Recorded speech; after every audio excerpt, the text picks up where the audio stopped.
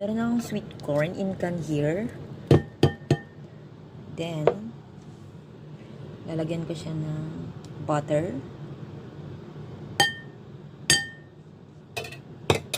At cheese.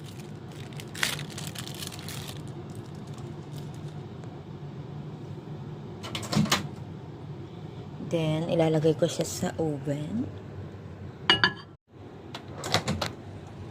Ayan na siya. Sobrang init. Oh my gosh. Look at that. Pwede na siyang pang snack.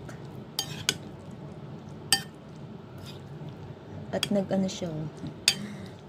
Snack na guys.